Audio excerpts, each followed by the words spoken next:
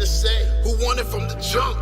We came to get exactly what you want. Came here to say that you don't really want it with us. Yeah, we live, you know.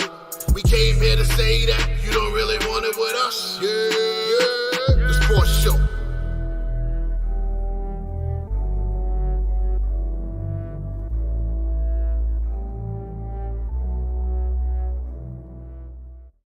Yeah.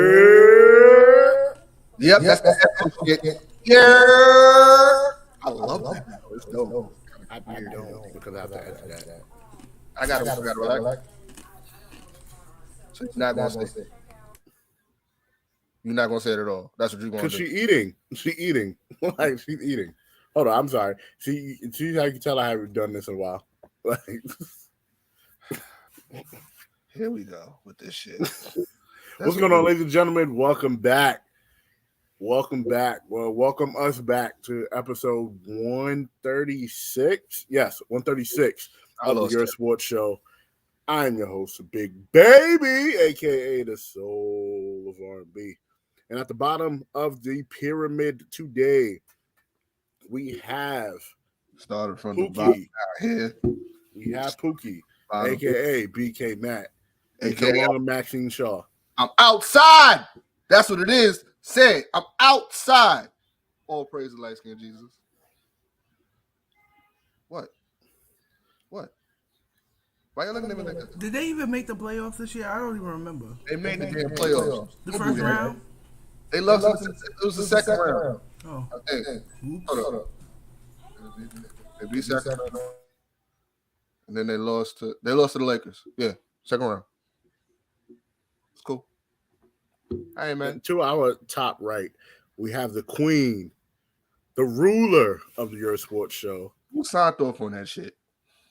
Nobody has to. The ruler did. Wait. Queen Tay. What's going on, everybody? Yerrr! Oh, damn. Yes. And Pete should be here shortly. We all agreed at a time. But Real shit. Is he driving from Puerto Rico? That's what we like. God damn it. Where's he getting gas money from? He drives too much. Who knows? Who knows? But she about to say something. She about to spaz. Go ahead. Did you miss us? Well, 3 people who are watching. I don't even see how many people watching. It's not even that's like 8 people watching. Shout outs to the all 8 people watching the show. 10 now. Okay. 10. All right. Why the fuck I can't see damn numbers? This is bullshit. This is favoritism. Now, nobody can see it but the host. And apparently the ruler. Right. I didn't sign off on that. How you be the ruler, the court jester? No, you're the court jester. I'm the queen. I ain't been in that shit either. Where the fuck is he? You type Pete? I'm on a computer. How the hell am I going to get my AirPods? You gotta walk to wherever your AirPods are located. Don't make me shut this whole shit down. You're the one that's echoing. That's why. Y'all the only one. Can the crowd hear my echo? Let's go ask the crowd. Ladies and gentlemen, if you are listening to the show, can you hear the echo? Yes. Vince. You all are echoing. Yeah. We're echoing. Mute it though. Mute shoot. Are we echoing now? Are we echoing now?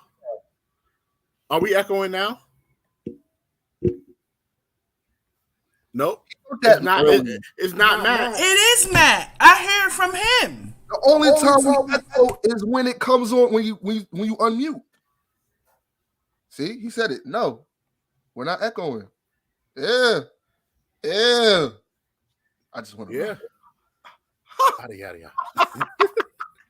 She's wrong. She's going on the YouTube to listen. She is not about to do that. It's definitely not Matt. It's not Matt. Get the fuck out of here. You've been echoing on mine too. No bullshit. You were. That's why I was like, it's only Matt echoing on yours, or me too? Only Matt, not you. You sound clear. Insane. I hear myself. Now I don't. Perfect. I promise y'all we're gonna get to the show. But what's going on, ladies and gentlemen? I know it's been a while. Pretty sure we should probably jump right into that. Why we haven't been recording. Matt, you unmuted your mic first, so I guess you want to lead it off. Not sure y'all want me to do this. Fuck it. Who's ready for story time with Brooklyn Matt? Let's talk about it. Nah, we've been asking because I've been going through some shit. It is what it is. But I'm outside. No. Gotta fix the thing. She gotta go up there. You know how that goes. Oh, you on your phone? You doing it on your phone? Can you hear me now? Yeah, you good. You're not echoing. Am I echoing? No. Not echoing at all. Your black ass is still echoing for me though, but go ahead. How am I? You hear the echoing? I don't hear no echo. All right, let's start. All right, can we restart, please? You on mute, bro. Got it. We're gonna restart. Came here to say who won it from the jump. We came to get exactly what you want. Came here to say that you don't really want it with us. Yeah, we live, you know. We came here to say that you don't really want it with us. Yeah, the sports show.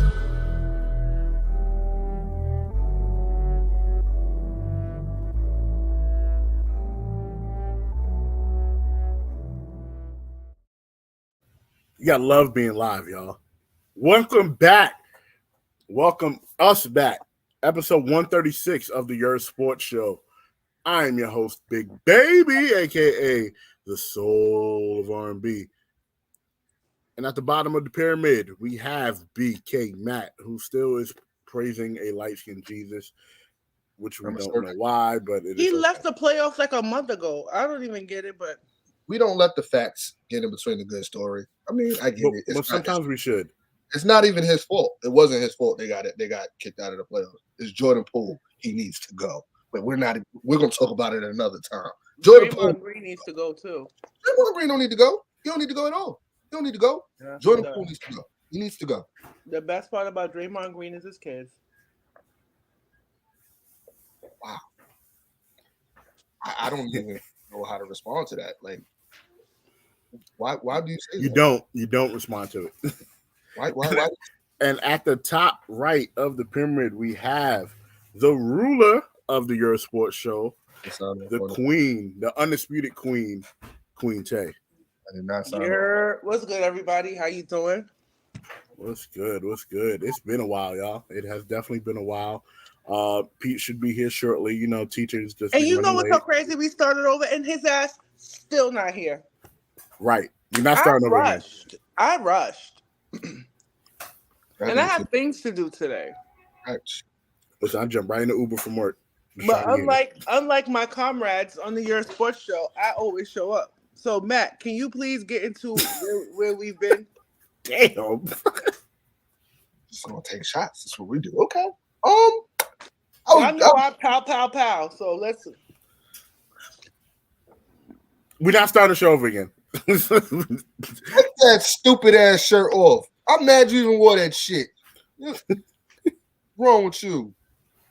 You're gonna be late and then you're gonna wear a Bronx t-shirt. I mean, yeah. I'm from the Bronx. I live in the Bronx. Why say that out loud? Because I'm proud of it. The same reason why you proud of being from Brooklyn. You say it even though people bag on Brooklyn all day. I'm a rep for my set all the time. We don't do that here. Yeah. We don't do that Bronx stuff here. Sorry. Exactly. I got shit to do, and I made the time. So, Matt, can you please honor? Well, Dre, welcome, Pete Rosado. Tell me why again. Me and you just MVP. Shut your ass up, Matt. Where we been, Matt? Where we been, Dre? Where we been, Pete? Hiatus because you know, we got personal shit that happens to us sometimes. Mm-hmm. I take full blame. No, I wouldn't say that to you. No. Look, I take full blame. I was going through some shit. One of these days, I will go in depth. Well, not really.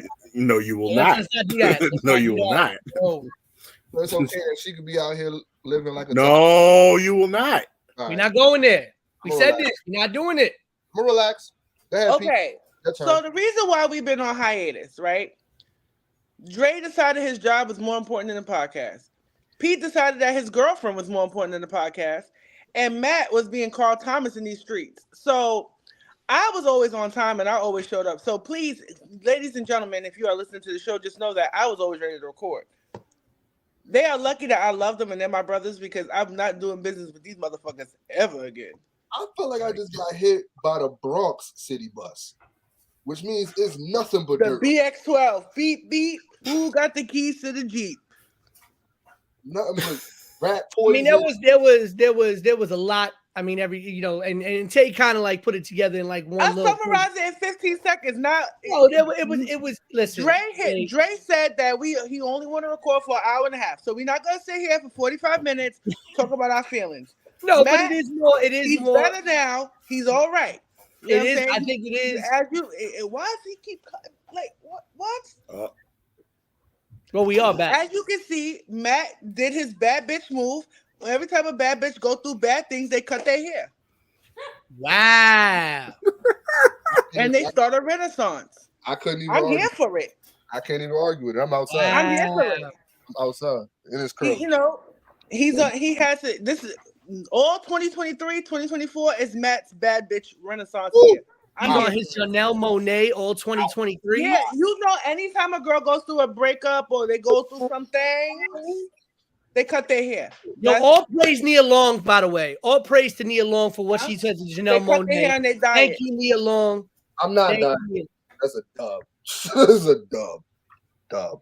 And then, you know, Dre went off and became, you know, the freaking leader of the airline industry. And then freaking, you know, Pete decided that he wanted to be Romeo Santos. And then freaking, you know.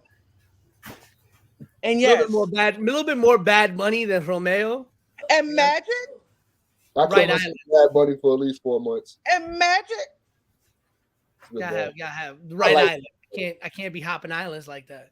I like Bad Bunny. He makes good music. I couldn't listen to his music for at least 4 or 5 months. Bad Bunny's incredible. Like all up to Bad Bunny, everything that he's done this year, and the year isn't even done, but what he's done over the last couple of months and what he's done this year, like that man is absolutely incredible. You know how hard it was to not listen to Aventura? It's been a rough year. It's been a rough year for me. I'm just saying.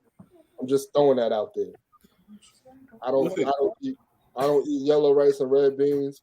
It's been rough. It's been rough. I like yellow rice. Yeah, you lost about 55 pounds. Can we shout out Matt for losing all that weight? Mad weight. Yeah. Because you were starting to look like a Southern uncle boy.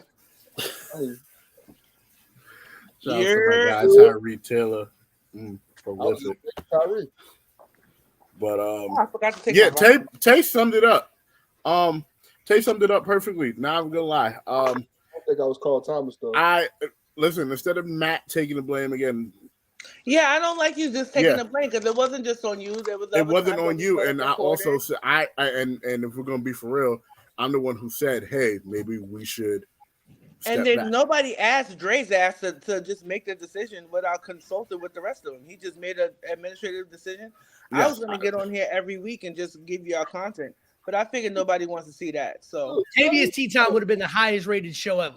He's out here on some desert eagle. Tavius Tea Time definitely would have just taken over the network.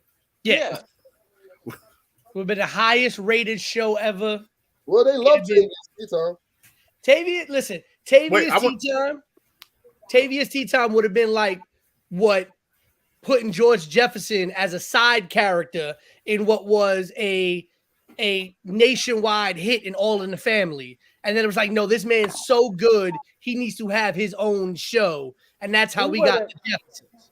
Tavius, you guys missed out on some content. We would have talked about Aaron Rodgers. We would have talked about who's eating ass. We would have went all there. I mean, It's can Aaron you tell Rodgers. can It's you Aaron talk to Rodgers' the people and fault, let them And know it's that? probably the same. It's probably the same topic. It's all Aaron Rodgers' fault, Vin. You was Eat on the that. show. Aaron Rodgers got traded to the Jets, and then everything went to hell. We only really did that last episode to have Vin on there because we respect Vin so much and all the love Right. that he's shown us. So we were in the middle of going through a lot of songs. I'm telling you, it was like that time in New Edition when they wanted to kick Bobby Brown out the group. I just wanted to kick everybody else out the group and go solo. But you know, I don't rock that way. So you wanted to be Bobby? You was Ralph. I am Bobby. You was Ralph. If you talking about I'm the Bobby Brown of this whole thing. So you be Just I'm without here the quick. problematic backstory.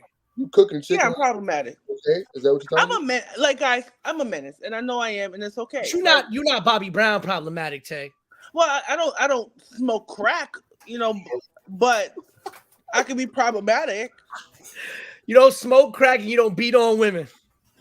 I beat on women, but I don't smoke crack. What did he do? I beat on women, yeah. My head still work, but I don't. And I dance, and I'm very talented. You gotta relax. Man, if you're going to the store, go. I ain't gonna hold you. That was my favorite part of the sabbatical, though. I gotta relax shit. That shit was fun. My daughter was doing that. I said that was fun doing the I gotta relax shit. Now my daughter want to do it with me. It's a wrap. And then you know what's killing me during this whole break?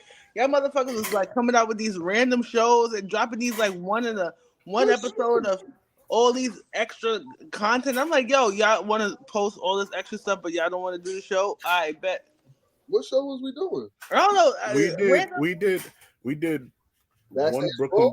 We did one Brooklyn BS, and then we did that little short episode when we were talking about the Angel Reese stuff.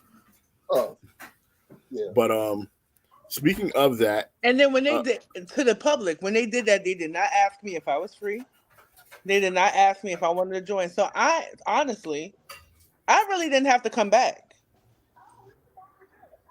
Yes. If anybody should take any of this stuff personal, it should have been me, because I'm busier than all three of them put together, and I still find time to come here. I am only in my house legit maybe 10 hours a week. Come here. And then I have children's. I have children's. Children's. Okay? Children's. Say hi, Sky. Hi. That's my niece. Hey, Sky. Hi. You okay, honey? But speaking of extra content, Tay, I got a baby. I need some money. You won't get it from here. But Queen, are we gonna get more Tavia Tea times? We'll see. We'll see. Should I give you more previous tea time, honey? Huh? Yeah? All right. Maybe. She get a shirt. I was watching that yesterday, actually. That's a crazy thing. We do have Mamiana. I was home with my kids, Mamiana. We do have more content coming out soon. Not this is your sports show, but there will be more stuff coming out soon. But let's get right into it. I don't know where we start, but I know where Matt really wants to start. So I guess we will start there. Matt, the floor is yours. Tell us about your man Zion. I'm proud of that man. Zion Williamson. What? What you don't shake your head, Pete. He going out sad, baby. How's he looking sad? He look, huh? My man is out here giving out FML. Man, the Jamarcus Russell of the NBA. Right now. Honey, you can go watch TV in my room, okay? Because I'm about to say something. Man, the Jamarcus Russell of the NBA. I don't even get your analogy. What do you mean? He's a bust. Why can't she go to the store with you? And he's going out with controversy. It's not controversial. How's it controversial? He ain't married. Now, that would have been controversial. He out here giving FMLA penis and legit, like, making porn stars look mad emotional on social media. He is winning right now. He is winning right now. When was the last time anybody talked about Zion Williamson? When he played a game. Exactly. I didn't even know who that was, to be fair. Exactly. How long ago was that? And I didn't know he was still under contract. I still don't know who he is, but I know who Mariah Mills is. I do too. He out. Boy, I do as well. He is winning. He looks crazy. I mean, he really looks crazy in these streets. Just to be honest with you, he's looking crazy. That's what I'm saying. I don't get the analogy. When Zion's on the floor, he plays great. I wouldn't go that way. Exactly. Like Zion Wilson out here living that FMLA life. So the thing about Zion Williamson, live your life, live it however you want to live it. But the problem is, it's just when people's feelings are involved, you never know what's gonna happen. Right? Exactly. You just never know what's gonna happen. Why is Vince like this? He has to relax. It's true. Listen, if anybody knows, it's me, right? And I'm gonna tell you why, right? And I'm not gonna go into full detail. Went through a situation, and all of a sudden, at some point in time, there were shots sent at me on socials. Whoa, I thought we was cool. The difference between that and Zion's situation is the fact that I wasn't out here flying people out, putting them in hotels and lying to their face while I was out here trying to make a family with somebody else. Exactly. So, I mean, did he tell her that he wanted to have a family with her, or did she just get? You know how y'all dudes do all that pillow talking nonsense. First of all, stuff like that. Dude, I'm not in that. All that pillow talking nonsense and saying all the sweet nothings. And you know what I'm saying? Like all the G. Like I would have more respect for the situation. Honestly, feelings were involved, and he wasn't being 100% upfront with whatever his situation is. You know what I'm saying? Now he got 2 porn stars out here looking crazy. There's 2 of them? I only know one. Yeah, and that's the thing. Baby's mother is a OnlyFans interesting character as well. So right, and then somebody else. I'm not here to body shame or slut shame or anything like that. That's not who I am. But OnlyFans, right? Yeah, but you know, at the end of the day, he got these women looking crazy, and I feel like he got the women looking crazy because he wasn't keeping it 100. I think he's winning. Now you've got obviously the mother of his child out here, like obviously having to deal with stuff she should not have to deal with, right? Like at the end of the day, if you're going to be the mother of this man's child, you shouldn't have to be dealing with all this stuff coming out the woodwork at the end of the day. It's embarrassing, regardless of what it's as just straight respect to the woman that's going to be the mother of your child, regardless of what she does for a living or regardless of whatever. Like at the end of the day, you should not be putting the mother of your child in the middle of this kind of controversy because you want to go out slinging insured, injured, you know what, out everywhere, but you can't get on the goddamn floor to play a minute for the New Orleans Pelicans. You don't play 29 games. He was probably fucking them all raw. And that's the thing. Very likely. And let me tell you something. And that's nasty. And that's not because they're OnlyFans girls or whatever. This has nothing to do. It's like you are going around not protecting yourself. And you don't even know if these girls are the only 2 either.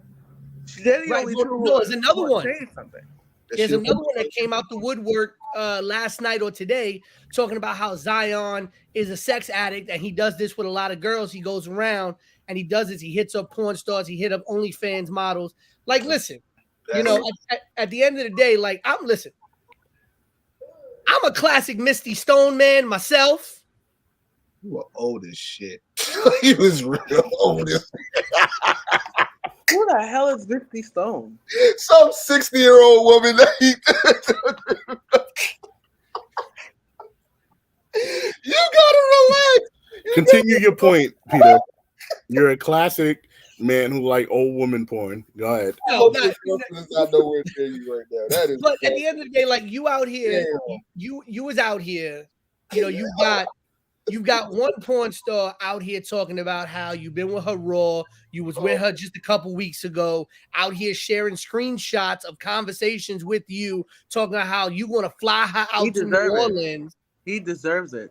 Right, you're gonna fly her out to New Orleans and you're gonna like have this whole life with her, which by the way, you out here impregnating somebody else, right? Who's already living with you and doing all this other stuff. And then now you got other people coming out the woodwork. We don't know how far this goes. Nasty. Right. We don't know how far this goes. But at the end of the day, that it's not. But when you pregnant about a nigga that's making close to $195 million, how upset can you really be? But at the end of that's where I'm gonna get to, Matt. I still want my respect. I don't care what you making. I still want my respect. Like the thing is too, what people don't understand. It's all about an understanding. You know what I'm saying? This is what I always say to people, right? Especially people who's fucking around like that. Hold on 1 second. Do you want chips? Nigga said ghetto gag. No, but look, at the end of the day, at the end of the day, this is now a kid who is 22 years old. 22.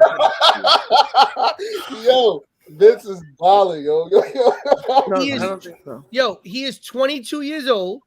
He spent 1 year in college, 1 year, got drafted in 2019. Okay. And we are now in 2023, and we have seen more of this man off the court than we have seen of this man on the court. And the question is going to become, what team is going to really invest in Zion Williamson when he has not been on the court for the better part of 2 years? For the better part of the last 2 years, he hasn't been on the court. You know damn well the New Orleans Pelicans are fed the hell up with him at this point, right? And listen, we would like to hope that the Knicks don't stay nicking like they used to do, but God seemed that the only place that would probably pick him up at this point is the goddamn Knicks, right? No, the Brooklyn Nets. Don't put us in there. Do not put us. But this is a man. I mean, and I'm not even gonna call him a man. This is a 22-year-old kid, a 22-year-old kid who spent 1 year in college, got drafted in 2019, and in the last 4 years, okay, he was injured twice. Okay, he played 29 games last year. He's been on and off the court more than anybody. And by the way, as I was saying earlier, a third person came out, right? A third woman came out who goes by the name of Yami Taylor, who is apparently a luxury living consultant on Instagram. I like it for her. Went off. Okay. That's the name of the third girl? Yep. And she said, why didn't I get my stuff, right? My Richard Mill last summer because I didn't let you record me. It's research. I never gave you a threesome or never had an OnlyFans. It was on Pornhub, so I guess I was all play. This is why people can't be monogamous. And this is all on her Instagram, that, right? Everything. You know that, right? Let me tell you why people can't be monogamous. Because they hit up these porn stars. They watch. They are oversaturated by porn, and feel like that relationships are more transactional than they are emotional. You get what I'm saying? What he's putting off to me is that he's playing all these girls, and then not ready to pay the piper. Yep. Like if you know that your shit is raggedy out in these streets, make these girls sign NDAs. Man, who are we talking about? And the thing is, be real. Like, be real. Be real. Be real. I guarantee you, these girls would have let him sleep with them, and do all this 100%. stuff. But who are we talking about that had NDAs? I remember us on here talking about somebody who had NDAs, and it was crazy. Freaking wasn't that freaking massage man? Wasn't it? Is it too? Antonio Brown? Deshaun Watson. It wasn't Watson. It was him. Oh, Matt. What? I can't. No, you can't. You can't. Listen, at the end of the day, Zion need to be shooting on the court, not shooting in these women, fam. Like that's like, do what you do, but be careful about it because now you look crazy. And now if I'm the New Orleans Pelicans, I'm like, yo, you do more playing outside than you doing on the court, bro. Like, come on. I'm paying you $200 million to mess with porn stars? No. Like, if he's in that tax bracket, why the fuck not? He's a kid. I don't know what y'all expecting him to be. Like, oh, okay. Bet we're gonna talk. Oh, I'm sorry. The NBA expected him to be the face of the NBA when he got drafted. We about to talk about on the floor. We talking about off the court. This is personal life.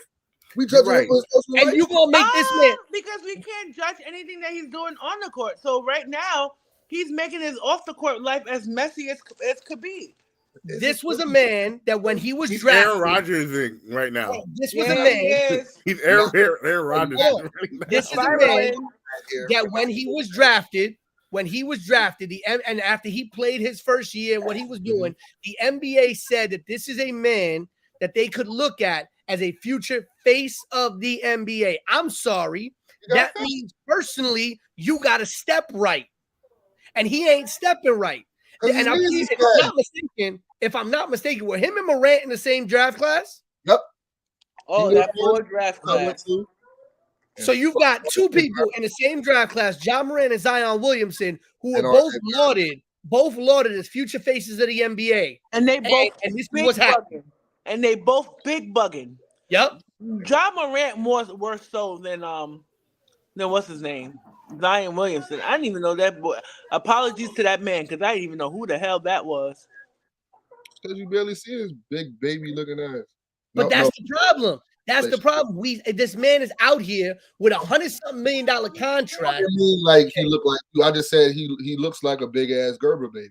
That's pretty much what I meant. Because he is a big ass Gerber baby. He's young enough to be my child. Okay.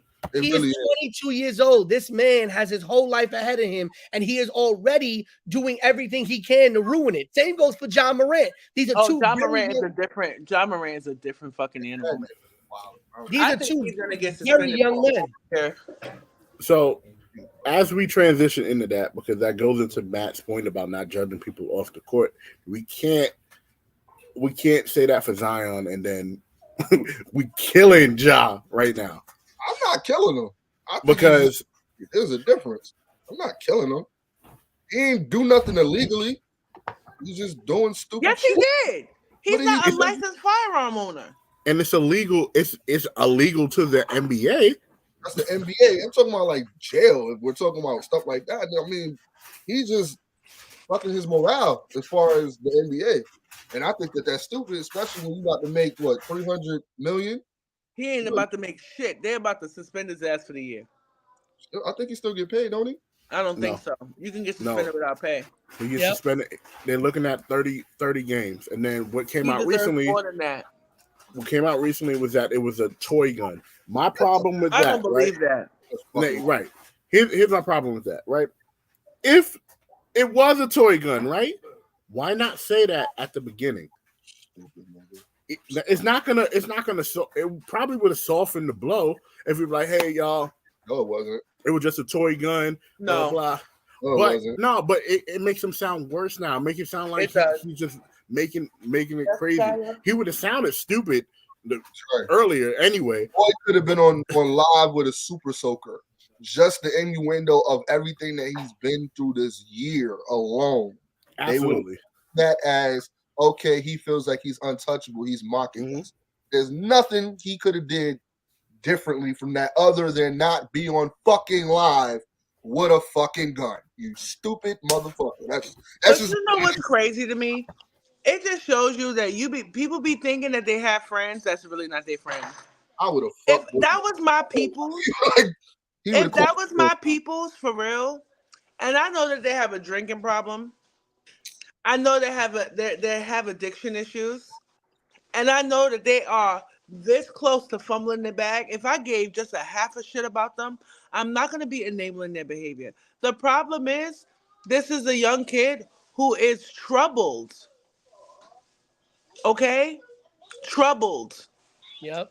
And people are, enabling this dangerous behavior. It's like, okay, we're talking about a second gun incident. God forbid that went off. God forbid he was drinking and driving. Yep. I mean, where is the accountability for his behavior? You get what I'm saying? Like, his behavior is reckless. It's not just a reputation. It's not just what the expectations of a superstar is. This is a young man who I am scared for his life. in his own undoing. You get what I'm saying? And if he had people around him that gave half a shit about him, even though you can't really make people do what they want, what you want them to do, but I feel like he has made way more enablers than friends. And if the Yeah. NBA doesn't take a hard stance on his ass, he's going to be the next big tragedy in the NBA. The next big one. I think he already is. No, he has a chance Not to. yet. He's still young. You know what I'm saying? And the thing is, I'm not seeing him going to rehab. I'm not seeing him. I'm not seeing him go to rehab. I'm not seeing him, putting in the work. Because people always like to say, well, they're not a role model. They're not a role model. There's kids that look up to basketball players and athletes because they want to be them. You know what I'm saying? And you have a responsibility as a public figure to conduct yourself in a way that makes sense. Make it make sense. You just got busted with a gun on live. Right. And it was worldwide news. And then, motherfucker, less than 2 months, you gonna turn around and do it again? Make it make sense. He came back for the remix, bro. Like The remix. Like, make it make sense. That's my issue with the whole thing. Make it make sense. And that's my boy, and I'm gonna be like, yo, I'm not having no guns around this dude, and he can't have no guns around me. Okay. I know, like I said, y'all mentioned Victor Wembanyama, and I'm like, look, bro, it's not hard to play ball, represent the NBA, and not go on live all the fucking time. Everything got to be on live.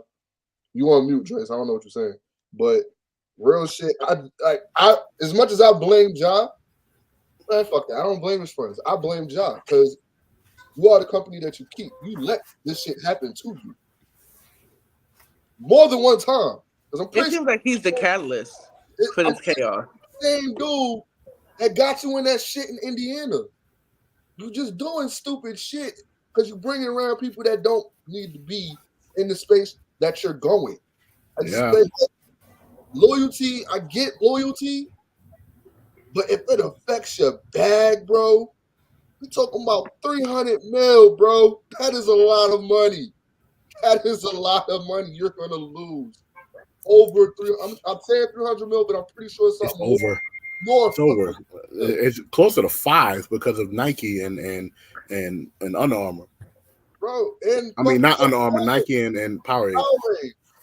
Like, you just do bullshit.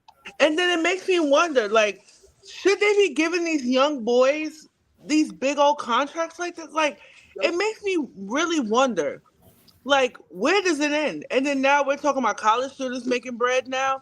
And it's like a couple of months ago, a couple of months ago, they were asking for permission to use the bathroom in school. And then now you giving these dudes $200-300 million and expect them to not act like nincompoops. Let me get her icy, please. Yeah. Pete, I'm on auntie duty. I mean, I completely agree, and this is the problem that we had in the NFL as well, right? This is why the NFL changed their contract structure with a lot of the first round draft picks. Because you were seeing first round draft picks, number one draft picks, and quarterbacks making $100-something million just because you were a first round draft pick before you even did anything, right? And then they were on the hook because I believe most of those contracts, a lot of it was somewhat guaranteed. And in the NBA, it's basically a fully guaranteed contract for the most part. And you're getting a lot of these young kids that are getting a lot of money and they don't have the same amount of training, right? They're not coming out with the life experience. They're not coming out with the training or the backup. They're not being surrounded by the right people and they're being put in very negative spaces. It's bad enough that there are a lot of players that are already coming from very negative socioeconomic backgrounds. It's bad enough. We have a lot of players who sometimes feel the weight of having to support their family and do well for their families and their friends and put on for the set and put on for the crew because they're making all this money and everybody kind of like sacrifice for them. But at the end of the day, the problem is that a lot of the people that are around him don't always have the best intentions at heart. And it's sad to say there's a lot of family members around them as well that will not have the best intentions at heart. And we're seeing this. We saw this with Aaron Hernandez and the people that he was around. Aaron Hernandez was a motherfucking sociopath and a psychopath. I don't give a hot damn about the people who was around him. He was the catalyst for that chaos. He's king of stupid. Like, you saw the documentary? It was a good documentary. I like it. Of course I saw the documentary. He was a sociopath with CTE. Right. And it didn't help that he was surrounded by the type of people that he was surrounded with, right? Because even though he created his environment. But you know what? I hate that. You know what? I get what you're saying, Pete, and I agree with you to an extent. But like at some point, let me tell you something. We learn from a young age about peer pressure and the people who we involve ourselves. It's like we wouldn't sit there and be like, oh, well, we could blame the friends or this and the third. But let me tell you something. If I see your friends, I know who you are. You are the company that you keep. You are the company that you keep. So just as much as they are all full of shit and all stuff like that too, that means that he's the master one that's full of shit. Because I agree. Because right now, you're not only fumbling the bag, you fumbling your health. That's number one. Yep. You get what I'm saying? And now this kid could have been the face of the league. And I don't think that was a fair thing to put on his shoulders as a young kid. Everybody's always looking for the next big thing, the next big this, the next big that. And then it causes some people, they could rise to chasing that dream and chasing that success. And some people can get crumbled by the weight of it. And I think that right now we have to continue to remember that these are young kids. These are still, I don't consider 22 and 23-year-old people really grown adults yet. That's right. You know what I'm saying? I feel like those are what you consider young adults. I'm glowing. We know why. Whoop. We're not going to do this right now. No, we're not. We're not. Doing this right now. She lobbed that one up though. So Jesus, he out here doing a little. Can I just say that I'm really jealous that Robert De Niro, Al Pacino, and freaking Bill Murray, they're dating people my age range, and Bill Murray and Khalees, that threw me.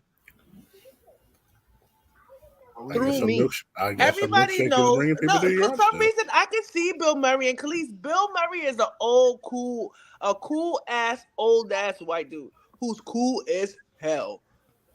He remind me of that cool ass white dude that you would go sit in his backyard, y'all would smoke weed and drink 1957 whiskey, and he know about all the current trends. He knows where all the art hot spots are. You know what I'm saying? Like, he's that dude. I can see Khalees with Bill Murray. For some reason, it doesn't. One thing about Bill Murray, he is outside. And he has been outside for the past 40 years. Outside? He's outside. He's Mr. Outside. But I don't understand how.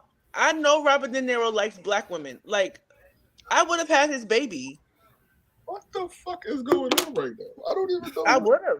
What the fuck is going on right now? I don't know, but I would have had his baby. Stop, please. I don't know what's happening right now, and I'm scared. I don't either. Like, is it young? Yeah. Listen, just to bring it back and to move forward. We talk about young people. We talk about young guys. We talk about babies, and I'm just like, you know what? Robert De Niro is about to be a father, and he's not my baby father.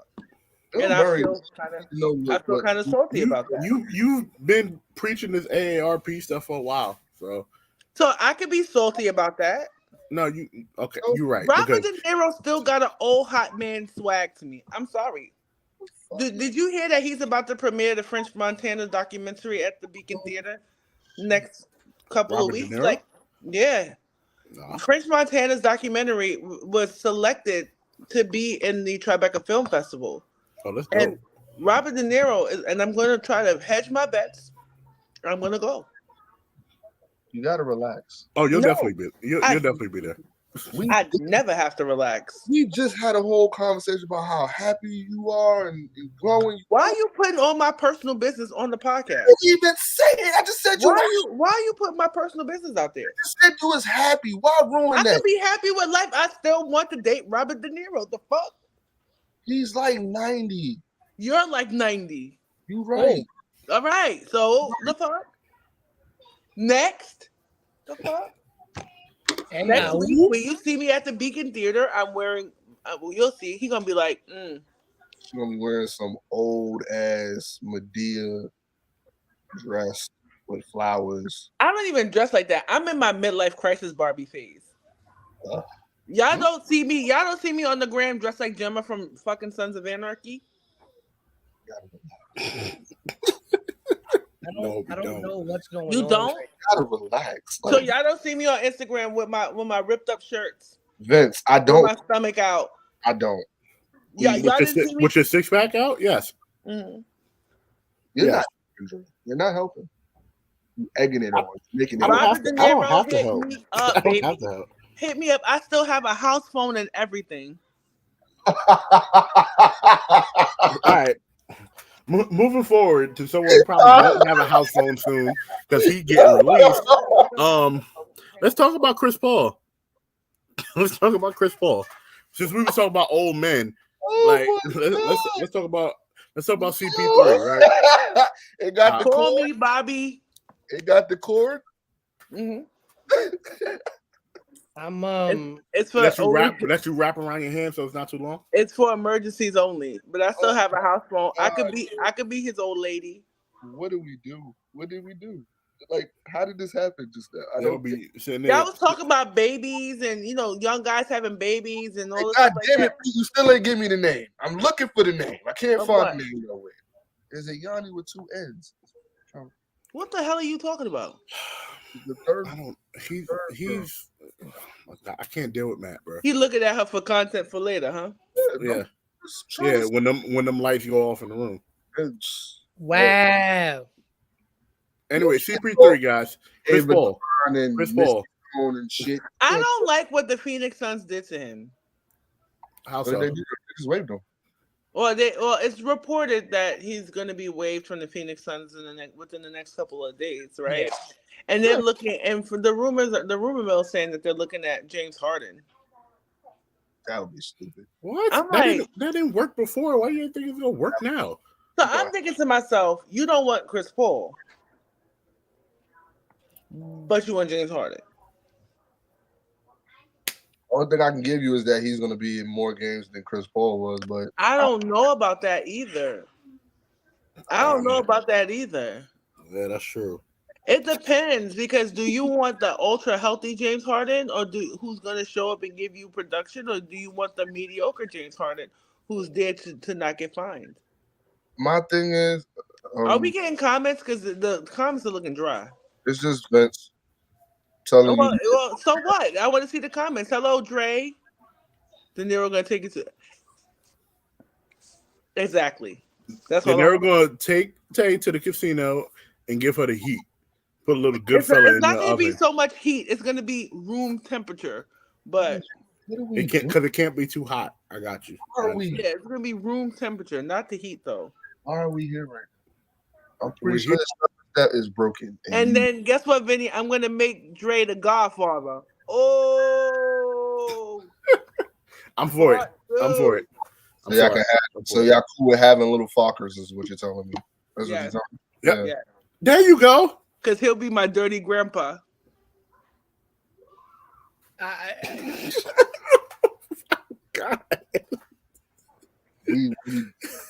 I don't feel comfortable with this reboot right now. I really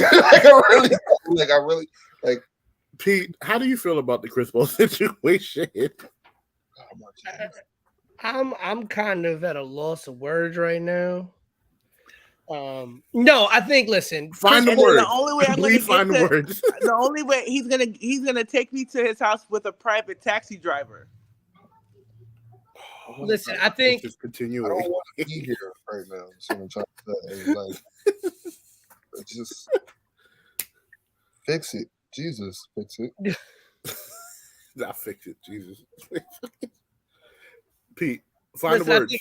I think. Listen. It's sad to see this kind of be the situation for Chris Paul.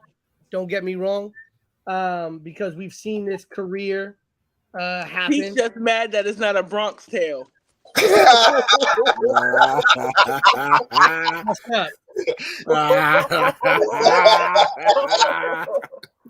No, I mean, listen, Chris Paul has done a lot. Chris Paul has done a lot on every team he's been on. Gonna come to the Knicks now. I only see two things happening. I see two things happening. I either see the Knicks going after him just to say that Chris Paul finally played for the Knicks and he's on there. I honestly could see Chris Paul being a Jason Kidd-like presence for the Knicks when J. Kidd came to the Knicks. They don't need that. They already got Derrick Rose.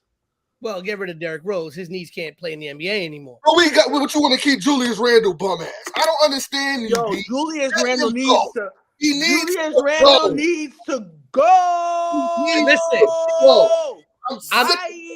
so Matt and Tay, real quick, I'm just gonna say this. I don't disagree with the idea that Randle's got to go, but what I will say to that is you are not going to get the value for Randle in return to get rid of him, and that's why it actually used to doing dumbass deals. I mean, I'm sorry, it actually makes what's the value? No, it actually makes worth $20 and 2 packs of Skittles right now. No, and a Metro card. At the end of the day, put the bias and personal feelings aside. When you look at the statistics, Julius Randle was actually responsible for the Knicks being as good as they were in the regular season, more than a lot of people like to give him credit for. Yes. I'm gonna pump that. I'm gonna stop you right there. Statistically, it's true, Tay. When you look at the stats, but you know what? It's not always the stats because sometimes, let me tell you something. Sometimes you can have a pretty 25 points that helps a team, and you can have an ugly 25 points and the stats will just still show you 25 points. I agree with you. You get what I'm saying? You know what Randle did? There were nights when Randle would score 20, 25 points, sometimes more than that. Randle's presence on the Knicks did a lot to take defensive pressure off of guys like Jalen Brunson, off of guys like Quentin Grimes and Quickly. Because of his presence on the floor. And at the end of and then I'm going to pull my shirt up and analyze that. And at the end of the day, yes, I agree with both of you, right? I agree with both of you. Julius Randle, like in the way that he performs a lot of times, it's not pretty. He disappears in the playoffs. He disappears in clutch moments. I 100% agree with you on that, and I'm not going to disagree on those things. But what I will say is that he does do a very good job, especially during the regular season. I can guarantee you Julius Randle's presence on that team this year easily accounted for at least 10, maybe 12 wins for the Knicks that they probably wouldn't have had, simply because he gets defensive pressure off of the other players. Because you have to are not enough. I agree. You can still get 10 or 12 games from Derrick Rose. But defensively, other teams had to respect Randle's ability to score. And they gave Brunson open opportunities. Again, I don't think you're going to get He disappeared the entire playoffs. Can I tell you right now? He's the reason why the Knicks are not playing in the NBA Finals right now. The Knicks I would counter that, and Matt, I'm going to let you go right after this point. The Knicks would have taken care of Boston, and they damn sure took care of Miami. I'm not going to disagree with you on that, Tay, not at all. And I'm going to let Matt go right after this one point. Tay, my counter to that would be this. I don't know if the Knicks are in the playoffs if Julius Randle isn't on that team this regular season. Go, Matt. They're in the playoffs. First of all, you said you can count 10 games that Julius Randle won for the Knicks. I can count at least 16 games that Julius Randle cost the Knicks. Because there were games that they were really close, and he just got activated. The fact that he was not doing what he was supposed to do offensively, that he let shit slip. And that's the problem with Julius Randle and his Knicks team. This Knicks team is a very defensive-orientated team. So why does he have to be hitting on all cylinders, and his mid-range and his three-point shot got to be knocked down in order for him to play defense? That's the problem. That is 100% the problem. He turned into just a three-point shooting-ass player, and you're not a three-point shooter. You're a mid-range game. You got to work the post. You got to hit your little stupid-ass shimmy that you do, and your spin-off. That's what you do, because you can't go right. You can't go right. You don't drive to go right to save your life. But that's why I got a lot of respect for Jimmy Butler, Matt, because Jimmy Butler did not give into the pressures of the NBA and try to become a three-point shooter, knowing full well his game is in the mid-range. Him and DeMar DeRozan. Right. I give you that. But point blank, Julius Randle annoys me because we know how good he can be. But for somebody that has been around the league as much as you've been, you played on what? You played on the Lakers. You played with Kobe. So for you to not have the mindset of, okay, I still got to lock in to the scheme of what my team is doing, you get emotionally involved and then your whole game shut down and then you infect the rest of the fucking team. We can't have that. Again, the problem is the teams that would take on that, the teams that have the ability to take on that contract are not going to give you the pieces. They're not going to give you the pieces when you look at what he is on paper, right? Because what I'm trading, regardless of it, and what Tay said is 100% correct, right? But regardless of that, what you're trading is the statistical value, right? You're trading 20 plus points a game. You're trading all of that. That's what you're trying to trade away. And at the end of the day, the teams that are going to be able to take on that contract that he has and the teams that are going to be willing to take him are not going to give you the value back that you're going to need. And the teams that could give you the value back are not going to give you the value because they're smart enough to know that Randall's not a 1. He's at best a 2 with a very good 1 on that team, right? So at the end of the day, is it better in terms of value for the Knicks to get shit for him and create a void? So now defensively, when teams are playing the Knicks, they're going to key in on Brunson. They're going to key in on quickly. They have nobody to really replace the offensive ability. Granted, does he always play to his ability? No, but the ability's there and you have to respect it, right? The same reason why I don't got to respect a motherfucking thing, because let me tell you why. When shit was real, I want a friend. I liken him to a friend, right? He's a fair weather friend.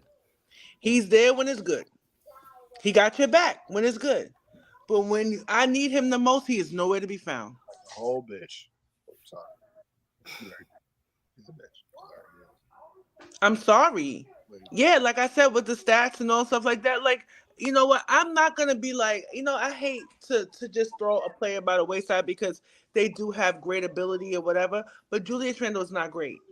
Bro. He's very good. But he averaged 25 points and 10 rebounds. It's so easy to average 25 points in this NBA right now. And shooting 46% from the field. At the end of the day, there's not free agents out there that the Knicks are going to get right now. Let him go. It's time. Bye. Put him out. Bye. Go. They were winning when he wasn't playing. But who are you bringing in to fill that void? Not him. You can bring in other pieces. You don't need a second scorer. Like, they have players that are capable of scoring 25 points. You said Quentin Grimes. Come on, right? But you know what? Julius Randle is getting a lot of the heat for this, but RJ Barrett disappeared too. That part. He disappeared too. But it was easy to hide behind Randle, and I feel like if Randle didn't have the heart for it, he should have sat his ass down. Two niggas that can't go right, can't get right, just ain't right. It was just, let me tell you something. People were trying to shit on Jalen Brunson for that last game and stuff like that, but like he carried that Knicks on it, and I haven't seen anybody really carry the Knicks on their back in years.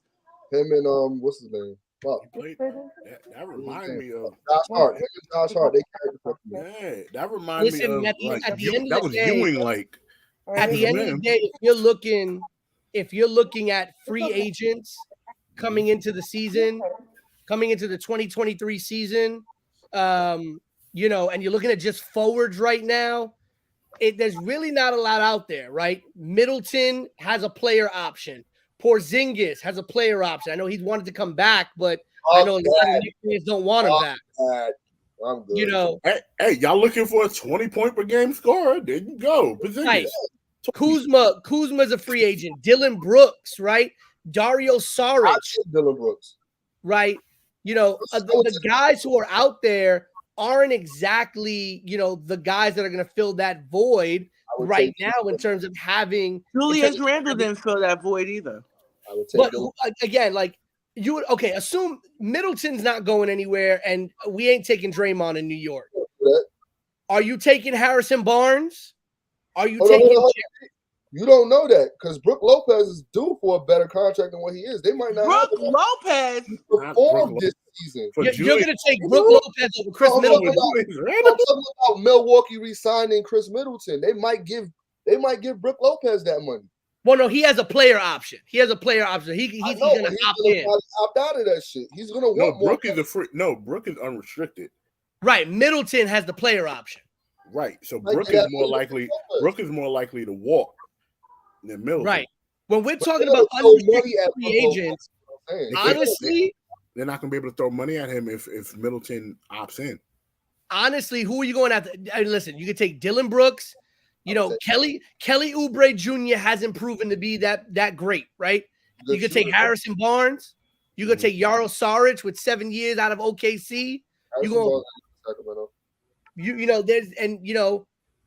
When you look at who's out there on the small forward and power forward market, it's just the production is not out there right now. So I could see the Knicks keeping him for another year because I'll be honest with you, if I'm looking at next year's free agent market for forwards, Middleton's unrestricted. Siakam is unrestricted. Pascal Siakam, unrestricted. Jaylen Brown, unrestricted. Sabonis, unrestricted. Right? Giving Jaylen Brown $300 million, bro. But I'm just saying, when you look at those names, when you look at Domantas Sabonis, Jaylen Brown, right? Pascal Siakam, just those three names, and the fact that Middleton will be an unrestricted free agent next year, just those four names alone, those would be the kinds of names that you could say, okay, they could replace a Julius Randle, right? There is nobody right now that's going to replace what Julius Randle gives you from a statistical point of view. And I say that fully agreeing with everything that you said. So if I'm New York, I get off of Julius Randle this summer because how many years left he has on his contract? Well, Randle has 3, which means it's going to be hard to trade him. Right. No, this is the perfect time to trade him because they'll take him with 2 or 1. Expiring contracts are the thing. A 3-year contract still hard to trade. If he had 2 years left or expiring, you can get rid of him. But if he is able to be traded, he's a free agent on 26. Yeah, that's 3 years. That's 3 years. So 3 years. 2 years. 3. We're about to go into another season. It's 2 more years. This is the 23 season. I guess. If I'm the Knicks, I still try to flip Randle for some 1-year deals since we're talking about next year's free agency. Go ahead, Matt. Buy his ass out. Fuck him. And if I'm looking at and even the unrestricted list in 2025 looks really good. Brandon Ingram, Anunoby, Lauri Markkanen, you've got some names on the 2025 list that are really, really good as well. And that's what I think the Knicks are going to try to do. They might try to hold on to Randle knowing what he gives them right now. Right. Hell, unless Boston re-signs him, as much as I hate him, Jason Tatum's a free agent in 2026. But you underestimate the fact that these people don't want to play for the damn Knicks. I agree with that, but I'm saying these teams don't want to deal with these teams don't want to deal with the Knicks with that shit either, because they're not going to be able to get in any trade scenario, they're not going to get back what they're trying to give up to the Knicks, like you said, to your point, right? But I feel like with Julius Randle and the Knicks, the way that they are designed right now, they are not going to go any further than where they went this time. No, I gotta say, it says a lot about the East when you have a number 8 seed that basically is Jimmy Butler, Bam Adebayo, and a bunch of guys who are working at Wegmans in the NBA Finals. Yeah, but you know what? Don't disrespect my team. Don't disrespect my team. The Heat were not your traditional 8th seed, and the thing is, like I said, the only team that gave them a big challenge in the Eastern Conference was the Knicks. The Knicks. Mm-hmm. And I feel the Knicks like are aggressive as they are. The Knicks beat themselves more to me than the Heat beat them. Because they bitched RJ Barrett and Julius Randle. That's what they bitched them. But you can easier. They're more likely. If I'm being honest, it's going to be easier. You could probably get more value, and it'd be easier to get rid of RJ Barrett than it will be to get rid of Julius Randle. Oh, now y'all niggas want to get rid of RJ Barrett. I wanted to get rid of him last year. I didn't like RJ. I did not like RJ's first 2 years. When we got Cleveland to fucking Utah, when I was saying let's get down to the Metro. I'm fine. Listen, I'm fine with getting rid of RJ. I was fine with getting rid of RJ before. But I think right now, if the Knicks are going to flip any one of those two players, they're going to get a lot more value out of RJ Barrett than they are out of Julius, because a lot of teams are going to look at RJ Barrett and say, we could still fix him. There's still a lot of potential and value in RJ Barrett versus Randle. He is the player that he is. That's it. Right? And that contract's going to be harder to move. Buy his ass out.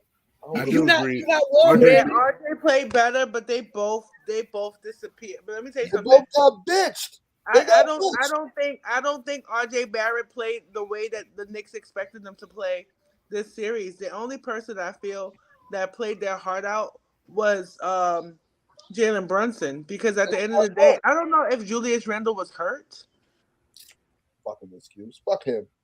The only two that showed up was Josh Hart and Jalen Brunson. That was it. Yeah, and Jalen Brunson more so. And I feel like even with Jalen Brunson being who he was during that series, the Knicks could have won that series. Miami was not unbeatable. And I feel like what we're seeing now, they were not unbeatable. And I feel like we have a bigger issue to talk about. That's those bum-ass Boston Celtics. RJ Barrett is 22 years old. They're going to get a lot more value trading RJ Barrett. You guys are fucking babies. Yeah. That's the thing. You're going to get you're going to be able to trade a 22-year-old player. You all got hurt in the series, though. Yeah, you got a 22-year-old player that has 4 years of experience, right? 4 years of experience, is averaging 20 points a game, right? 5 rebounds. You're going to get a lot of players, a lot of teams who are going to feel like they can get a lot more out of RJ, and they can fix RJ a lot easier than they are Randle. And he's going to be on a better contract that you can trade. It's a lot more monetarily easy to move. I honestly think the Knicks might hold on to Randle simply because they're not going to get the value, and the money's not going to work out. They could get rid of RJ Barrett. And I honestly think, that could help some of their issues. Not all of it. Not all of it. I agree with you on everything that you've said. Randle in the playoffs is a black hole. He's not where he needs to be. And Randle does go missing in a lot of clutch moments. And I think a lot of it is also going to have to be the way they structure that offense, right? We know Thibodeau's got the defense fine, but they've got to have somebody on that coaching staff to help structure that offense in a way that it flows less with Randle as a number one player, and it flows more with Randle as a complementary piece, that his ability can still be respected by the defense, but they're scared of leaving. They're scared of leaving Brunson, and they're scared of leaving Randle, but it has to be more in Brunson's hands. So he can't go right. What ability? I need for y'all to explain. Let's wrap this up. What ability? So Tay brought up something that we're going to talk real quick about, though. Boston. What do you do with Boston? Blow them up, Bane style. I'm sorry, Jason Tatum. I do not want to hear anything about Jason Tatum being a megastar or an A+ player. Ever. I don't want to hear Jason Tatum and Kobe Bryant name ever again. So he was hurt. First play of the game, he got hurt. I don't care about Game 7. He disappeared too many times in too many games in this playoffs to be a number one kind of player. If you're going to give Julius Randle the kind of smoke you're going to give Julius Randle, then you are going to give Jason Tatum the same amount of smoke, especially when Jason Tatum. That's the thing. Jason Tatum has higher expectations. We are not going to compare those two. They were talking about was I wrong? Am I wrong? I don't know. Peter got a point here. They were talking about Jason. Are you fucking serious? They were talking wasn't they talking about Jason Tatum being one of the front runners for MVP this year? I'm sorry, he played nowhere near an MVP level in the playoffs. And I'm not just talking about the Miami series. I'm talking about the whole playoff. The entire playoff. I get the whole And playoff. Jaylen Brown could go for 4 too. Hold off on the Jaylen Brown slander, because Jaylen Brown's the reason why they stayed inside them NBA finals. Exactly. But Matt, what is your retort to? I know what you were saying, that we can't compare them in terms of star power or expectations. Star power, talent. Julius Randle is nowhere close to the type of player Jason Tatum is. Right. 2 different responsibilities. I get it. They treat Julius Randle like he's the number 1, but we all know that motherfucker's not a number 1. He's like a number 4 at best. So it's 2 way different expectations. Jason Tatum did not show up in the playoffs. We did not get the same Jason Tatum or Jaylen Brown that we saw last year in their run to the finals. And that's obvious. But the biggest question should be, is it because of the coaching, or is it because of Jason Tatum not being what we thought he was? It's because when Jason Tatum is cold from 3-point land, his entire offense disappears. His entire offense. Why? Because let's talk about this. Why did they go? Why did they have to go? Why did we have to get a Game 7 51-point game out of Jason Tatum against the 76ers? Why? Because in Game 6, Jason Tatum shot 5 for 21, including 4 for 11 from 3-point land, which means the man made 1 of 10 2-point field goals in that game, in Game 6, scored a grand total of 19 points, which forced a Game 7 in which he had to go off and score 51 points. By the way, what's the difference between Game 7 and Game 6? In Game 7, he shot 17 for 28 from the floor, 6 of 10 to 3-point, which means he made 11 of 18 2-point shots. But now let's look at the series against the Heat. 1 for 3, 3 for 10, 1 for 7, 4 for 9, 1 for 6, 0 for 8, 1 for 4. Those are his 3-point shooting numbers in that entire series. And of course, he scores 14, 31, 21, and 14 in some of those key games. Okay, the games where he shoots well, he does well. Jason Tatum, his entire game has become about shooting the long-range shot, and he is not as good as he should be, and he's definitely not as good to be posting it up. Everybody want to be Steph Curry, but not everybody can shoot like Steph Curry. Light-skinned Jesus. Everybody wants to play like the Golden State Warriors because they're like, oh, the Golden State Warriors changed the game. Everybody want to play like that. And they're not designed that way. Mm-hmm. And they're not designed that way. They probably want to be Jesus, but they don't want to be crucified. But I think, what the fuck? Right. We'll get more in depth in Boston on the next episode. I want to get to this NFL stuff, especially want to hear Tavia when we talk about.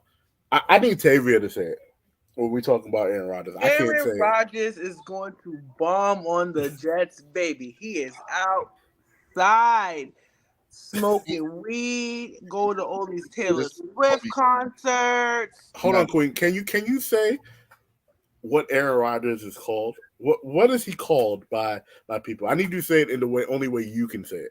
I don't know what he's called by people. Pete, you got to say that man, or I need you to say it your way. Man, you got it right. That man, Aaron Rodgers. He is outside, baby. He was at all. Every time he went to a Knicks game, they lost. It's not his fault. That's R.J. Barrett and Julius Randle fault. That's not. Don't blame that. Every time he went to a Knicks game, they lost. They did what he did. They got to the second round and tanked. Spike was there too, you know. Spike is always there. Spike is always there. And shit. But you know what I don't understand though? Why is he outside? He had all these Taylor Swift concerts. He hanging out. I've never seen around so many black people in my life. Taylor Swift is a national treasure. Don't do that. Yes, she is. I love her. And I'm mad that I wasn't able to go to her concert because I was overseas. Overseas doing the Lord's work. Exactly. Appreciate it. I appreciate it too. That was dope. So, you know, he's out here being outside. He's being post-pandemic poppy He's happy. Going to all these places, but you know what? I don't. And then he's even coming to training camp. See, he out here living his. Bro, y'all about to lose real bad. Y'all about to lose real bad.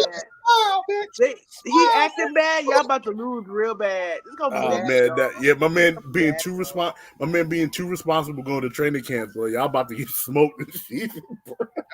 Y'all about to get smoked like that, black and mild. Yo, the best Aaron Rodgers is the one that don't follow damn rules. Coming out quarterback and our happiness right now. We ain't saying nothing about Danny Dimes and how y'all. We said nothing about the Giants either. Thing to say about them. Yeah, clearly the Giants wasn't not doing nothing for us to even speak about. Exactly. Let us live our best life. Aaron is happy. Let him be happy. He out in these streets. He getting acclimated to the city. They showing him love. He wearing green. He getting green. We counting greens. So now we about to get W's. Ain't that right, Pete? No? I gotta get ready and wrap this up because at the end of the day, nobody want to talk about those damn bootleg Aaron Rodgers. We have the hardest. We have one of the hardest schedules in the NFL this year. And y'all deserve it. Y'all deserve it. We have one of the toughest schedules in the NFL this year. You are already seeing a violin. You are already seeing every team in the NFL in the NFC East. The AFC East that is trying to load up their defensive line to go after Aaron Rodgers. Even Tavia's secret love, the Buffalo Bills are trying to beef up that defensive line to go after Aaron Rodgers. Time out. Hold on. Flag on the play. I'm gonna speak for Tavia here. We no more Bills talk. We done. All right. We done. You said, Josh Allen, we coming for you, nigga. That's what's about to happen. We coming for you. We coming for you. Listen, I don't think Aaron Rodgers is going to be like this guy that's going to come in and go 14-3 and 13-4 and have that year. No, I don't. I would like him to. I would like him to. You got 14-3, but you know what? 12-5. I'm letting y'all know now. If we win the division, I'm buying all y'all Aaron Rodgers. If you look at our schedule, I think we play the Bills in week 1. Okay, the Bills are trash, but go ahead. Okay, we've got the Bills in the first 6 games. I think we have the ability to go 3-3.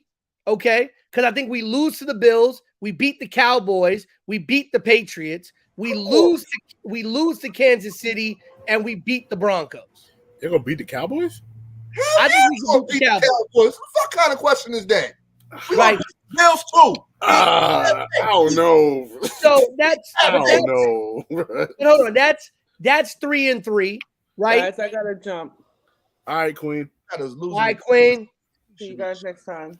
Yes. I think we go 3-3. We're gonna go 3-4 because we play the Eagles in week 7. I think that's a dub. That's a loss right there. Oh, I was about to say what? The Giants. Well, I meant a dub, as in that's not happening. Not a W. As in like they might beat you by 20. Yes. Right. Then we play the Giants. I think that's a toss-up game. Honestly, I really think it's a toss-up game because I think the NFL is going to catch on to Danny Dimes, and we're going to see if he's really made that next step. So that's a toss-up. Let's say that's a victory. We're at 4-4, right? Then we go the Chargers, the Raiders, a rematch against the Bills. Let's say we get 3 wins there. Let's say we split the Bills. We're at 7-4. Okay. Let's say we split with the Dolphins. Okay, that's 8-5. Mm-hmm. We can beat the Falcons. We can beat the Texans. That's 10-5. I think we can beat the Commanders. That's 11-5. I think we can beat the Browns. That's 12-5. And let's say we split with the Patriots. Okay, so they beat us 1 game out of 2. That's at best. That's 12-6, maybe 13-5. Do I think it's possible if they play up to their ability? Yes. But can I see us losing to the Giants? Could I see us getting shocked by the Browns? Could I see the Chargers being good enough to shock us? Yes. I can see these things happening, unfortunately.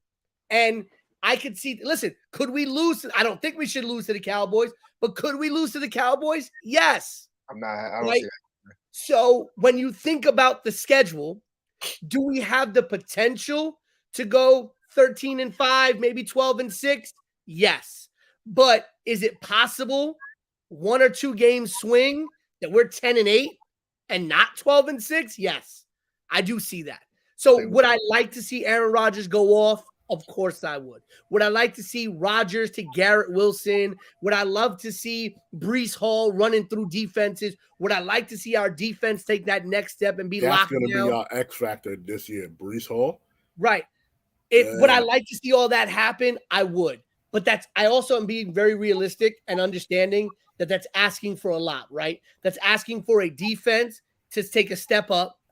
That's asking for a second-year running back coming off of surgery to step up and grow.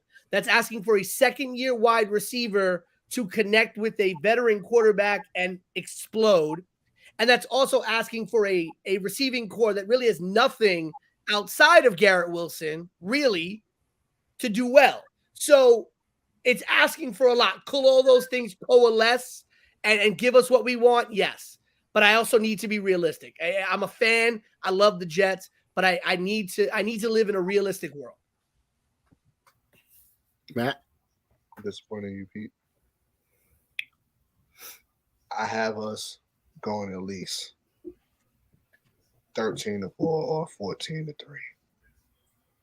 I don't think we're losing no games to the Bills. I don't see it happening. I don't. Not even with the Chiefs. Don't see us. I don't even see us. I don't see us. What? The emotional cheat code is going to be back playing next year, possibly. You don't know. What are you talking about? What are you talking about? DeMar Hamlin.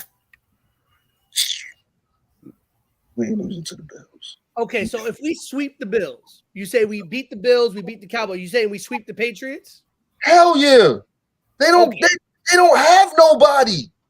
They didn't have nobody last year, and they beat you. Exactly. We had fucking Zach Wilson. Okay, you had Matt, the number one defense in the league. So you're saying in the first 6 weeks, you say we're going 3-3?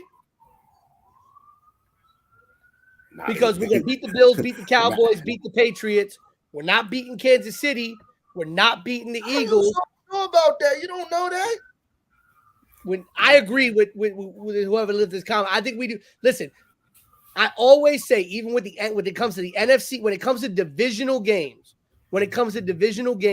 you always got to think, for the most part, split, unless the division is really lopsided, right? Like, I don't see the Philadelphia Eagles splitting with the Commanders, right? I don't see that happening, right? They only split the last time because what's his name wasn't playing. He got hurt. Right. So, okay. We beat the Bills, we beat the Cowboys, we beat the Patriots. We're losing to Kansas City. The Broncos, we don't know what the Broncos are going to be. Right? We don't know what the Broncos are going to be. That's a toss-up, maybe. We're losing to the Eagles. The only thing I'm not so sure about is Miami. That's the only one. I feel like not even sure about Miami. I feel like Kansas City can be beat. I don't know why y'all like, oh, we're not going to beat. No, Kansas City can be beat. They have been beat. It's not beyond the realm of fucking possibility. It's going to come to the first 8 games. It really is going to come to the first 8 games, because if in the first 8 games we don't, let's say we play the Bills twice in 1, 2, 4, 6. We play the Bills twice in the first 10 weeks, right? So if you look at just weeks 1 to 10, if we could beat the Bills, beat the Patriots, beat the Cowboys, beat the Raiders, beat the Chargers, the teams we're supposed to beat, even if we lose to the Giants, the Eagles, the Chiefs, they ain't losing, right?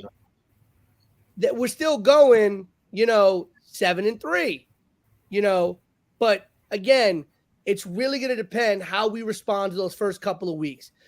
How do we play opening week against the Bills? How do we play against the Cowboys on a short week, by the way? That's a key thing. We're playing the Cowboys on a short week. Then we play the Patriots. Then we play the Chiefs. Chiefs, Broncos, Eagles. In my opinion, that 3-game set is probably the most vital for the Jets season. I think you more hyped on the coach. I don't think the Broncos are that great or that good, especially after what we saw last year. I don't believe that they're that good. I would like to say I think the Broncos are going to be better. I don't think Russell Wilson is as bad as he was. I don't think Russell Wilson is going to fall off. I don't look at Russell Wilson and see Wile E. Coyote, right? I don't see someone who just fell off the edge of the cliff immediately. I think last year was a very bad year because of the coach. I think if Russell Wilson has a return to form and that Broncos defense stays as good as it was, it's going to be an interesting game to see who's going to be able to really, get the edge. I got faith in my Jets.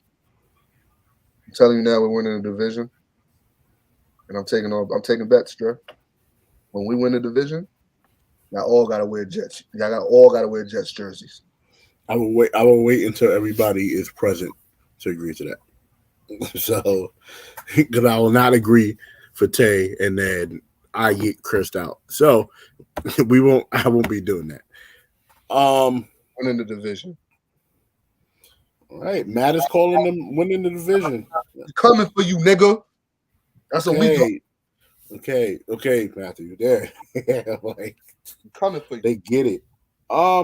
Miami's a wash. Yeah. We spoke about the Chiefs real briefly. Barely. We just someone said they probably won't. Oh no, that's not in here. But are the Chiefs going to be the next dynasty? No.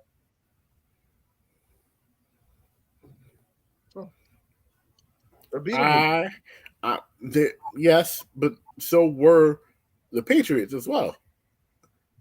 So that's what I'm saying. Will they be the next dynasty? No, because, and here's the difference between the Chiefs and the Patriots.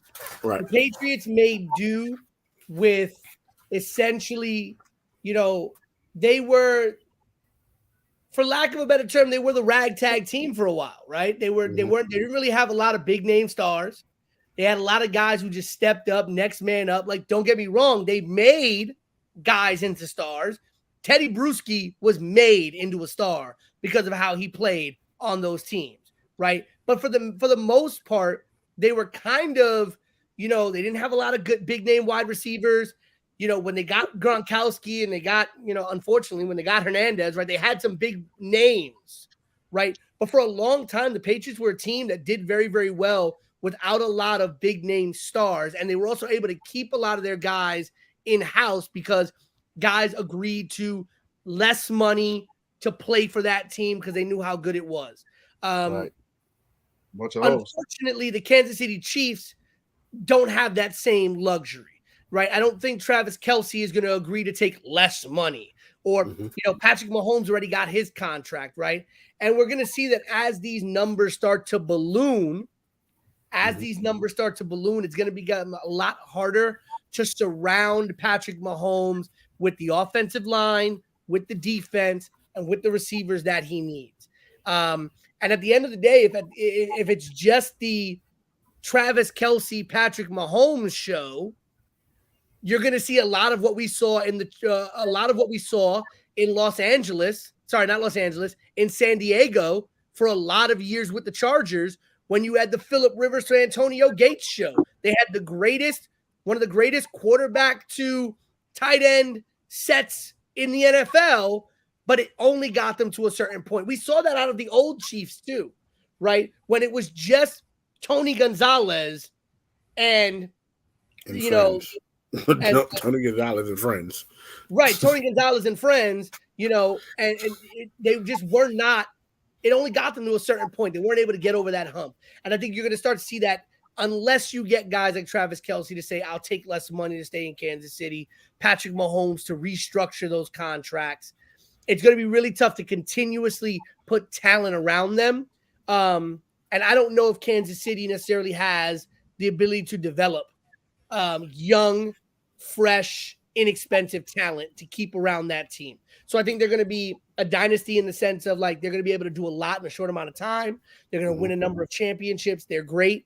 But when you talk about prolonged dynasty, I mean, we went about 10 to 12 years without ever being able to take the New England Patriots, the Pittsburgh Steelers, the Baltimore Ravens for a long time. out of the playoff conversation. They just the Indianapolis Colts. We just were not ever able to take them out. We knew going into a season that unless a miracle happened in the negative, Pittsburgh, Baltimore, Indianapolis, the Patriots were all making the playoffs. That's it. We just knew it. But right? I think you're forgetting one important cog into your little dynasty thought. They don't have Eric Bieniemy no more. And I don't think Matt Nagy is Eric Bieniemy. So losing your offensive coordinator to the Washington Commanders might throw a little wrench in everybody's Super Bowl hopes for the Chiefs. Granted, Patrick Mahomes is who he is. Andy Reid is who he is. Travis Kelce is who he is. I get that. But your offensive coordinator and that bond that Mahomes and Bieniemy had, now you're talking about another person taking over the reins. You got to develop that chemistry. You got to have that trust. And that's totally different. So I don't see the Chiefs as not being beatable this season. You know what I'm saying? They have a pretty easy schedule. Yeah, they got an easy schedule. But again, that chemistry is totally different. Except for the middle of that schedule. I think there's like a couple of games. They opened the season, their first 3 games of the year. The Lions, the Jaguars, the Bears. Lions aren't washed. They're not a pushover, but I still think they're a victory for the Chiefs. Again, I don't make the Chiefs like they're like this unbeatable force. They're not how they were built a few years back when they had freaking what's his name from that's on the Dolphins right now. I forgot his fucking name. That's how weird I am right now. It's bad. Like I said, I don't really feel like the Chiefs are this unbeatable fucking force. And like Shaq just said, I'm about their defense too. I don't think their defense is that great. I don't even think they're that good. No, I think their defense has holes, but they did a lot better last year. Again, when you look at their schedule, they play the Lions, the Jaguars, the Bears in the first 3 weeks. Then they go play the Jets, the Vikings, and the Broncos. Chargers, Broncos again. So being able to get the Broncos out of the way early is helpful. But I think that's their tough side. You got Broncos, Chargers, Broncos, Dolphins, Eagles, right? That 5-game stretch from October 12th to November 20th is going to be the real question about the Chiefs, because after that, you've got the Raiders, the Packers, the Bills, the Patriots, Raiders, Bengals, Chargers. So they have a pretty easy opening to their schedule, a tough middle, and then they have like a 50-50 end. So the thing is, I could see the Chiefs, and what I think makes the Chiefs dangerous is that they don't have to do too much in the regular season. They don't put a lot of tread on the tires in the regular season, and then they're somewhat fresh going into the postseason, which is what always surprised me about the Green Bay Packers for a long time with Aaron Rodgers. You saw them going 14-2, 13-3, 12-4. They really weren't doing a lot. They were getting a lot of easy wins, but for some reason they had nothing left in the tank in the playoffs. That's why I think there was always questions about like Aaron Rodgers and his ability to win beyond the regular season. That's where the Kansas City Chiefs have been different. They've been able to, especially last year, they learned how to not have to do too much in the regular season and allow that to translate for them to be able to have more tread on the tires in the postseason. And they were able to capitalize on that, you know, and so their schedule is going to give them a lot of help. You know, that's the thing. I think they have a very, very, you know, helpful schedule. Okay. Get into our last topic. So golf is full of a bunch of hypocrites. Let's say that, right? So sometime, I believe, Pete, correct me if I'm wrong, 2-3 years ago, maybe, that the LIV came into existence, right? Yeah, I think about 2 years ago or so. Yeah. LIV is a golf company that is backed by the Saudi government, which was actually paying golf players what they were worth or what they thought Crazy they were. money. Crazy money. Crazy money. They were getting NBA money, right? Obviously, PGA did not like that because they're the old school. Oh, we're a boys club and everything like that. And it came to a point where PGA golfers were talking crazy about LIV golfers, and then the LIV golfers were just like, listen, we paid, leave us alone. It came to a point where the PGA even stopped some of these golfers who went to do LIV, went to play in LIV they stopped them from playing in tournaments. Oh, they barred them. So in 2019, yeah. So, the commissioner, Jay Monahan, said that any golfers who played in the LIV would be barred from playing in PGA Tour events. So if you played in the LIV, you couldn't play on the tour. Right. Obviously Saudi backed, mm-hmm. And it launched in 2021. Like the whole framework for it started in like 2019, but it launched in 2021.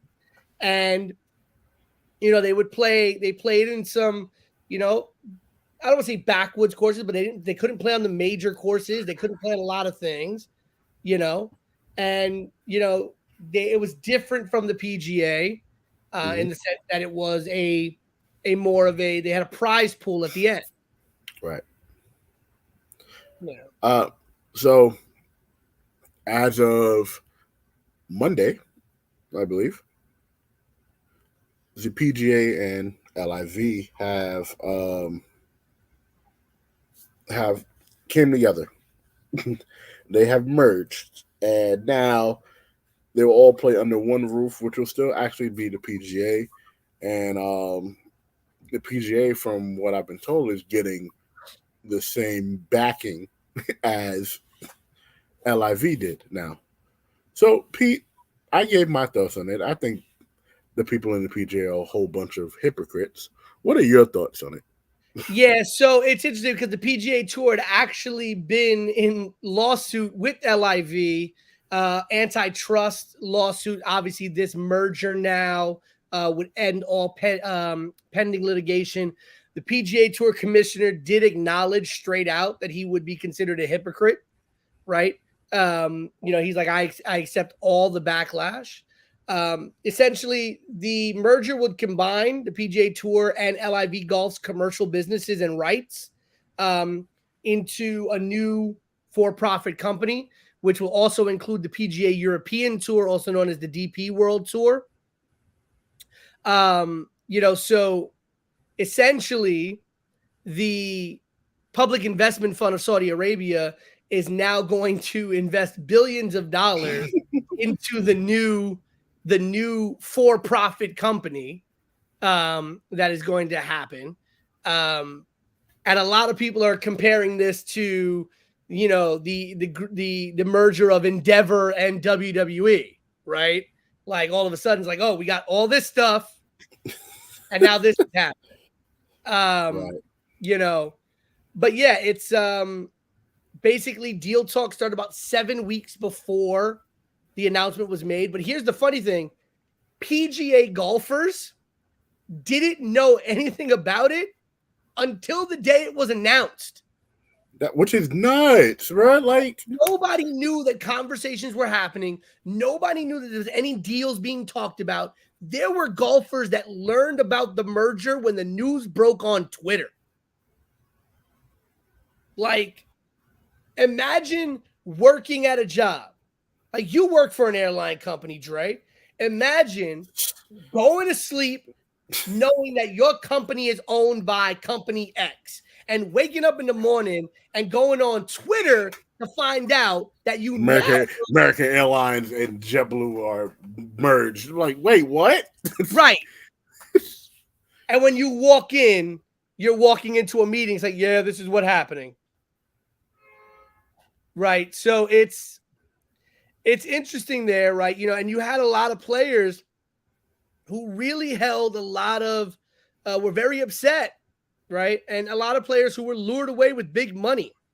I mean, former world number one player in the world, Dustin Johnson, who won 2 major championships on the PGA Tour, was paid $150 million to leave the PGA Tour and play LIV golf, right? And it's different in the PGA. You have your endorsements. Mm-hmm. That's kind of where you make your money. And then when you win tournaments or your placement in tournaments is how you win money, right? A lot of these guys were going to LIV because they were being guaranteed like a salary, right? It's like, hey, we'll pay you $150 million to play our golf, right?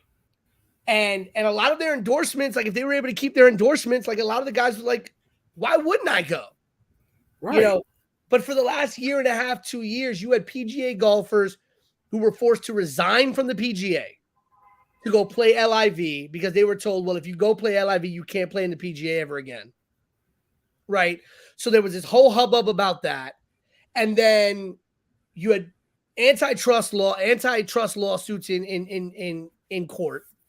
Yep. And now it's just like, oh, we're going to merge. But now it's okay because we're going to get the money. Because now guess what? All of the players that were paid to play on LIV, they got that money, right? They got that money by signing on. Mm-hmm. But now the PGA goes back to business as usual. Oh, we're not paying you to play on the PGA Tour. No. Right. You're just a part of the Professional Golf Association and you play in the events. And if you make a certain rank or you win the event, you win money. But we're not giving you money now to play for the PGA. Now we're getting the money. It's ridiculous because now the people who jump ship are probably at this point like, I got my money. I'm cool because I can make that rank. You to get the bag, but if we get the bag, it's fine. Right. That's some NCAA shit right there. So give us the bag. Right. Give us the bag. Pay us. But no. We're not going to pay you guys. No. Right. Clearly. Like, it's a big business thing. Like, at the end of the day, like, you're going to – I'm not saying golf players need to get NBA money because some of these people were getting NBA money, but damn, like they're athletes at the end of the day.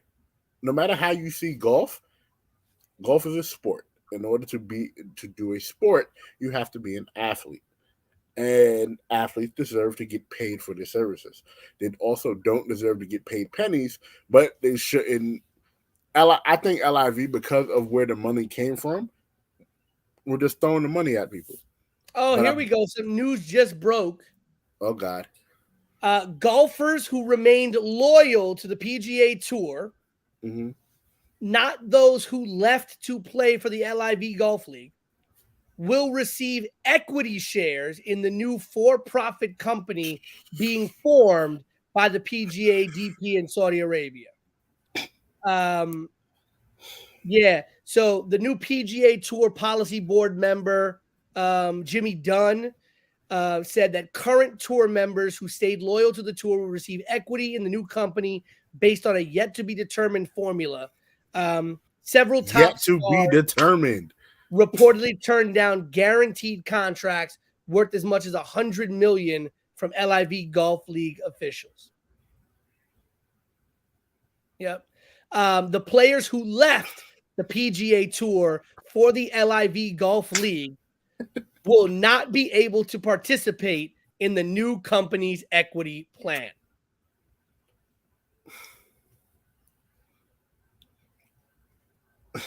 Yep. You can't make this shit up, can you? Right? You just can't. It's like, yo. And a couple of players like Bryson DeChambeau and players like that were like, you know, their statements were like, the players that did go over, we took a risk and there was a reason for taking that risk relative to the capital that had to be paid out for that to occur. I feel bad for PGA Tour players because they were told one thing and something else happened. On our side, we were told one thing and it's actually come to fruition. They knew See, that's the thing. The LIV players already knew, like, listen, it's only a matter of time. So come get your bread. Because if you don't, you're going to get dicked. And these players still, regardless of whatever anybody's saying, the people who went to LIV are better off than the damn people getting equity in a company. And it's not like getting points on an album where, that turns into something one day. And it's not over yet. According to these same people, if the LIV Golf Leagues folds, okay, because they're merging, but the LIV Golf League still going to be doing their thing.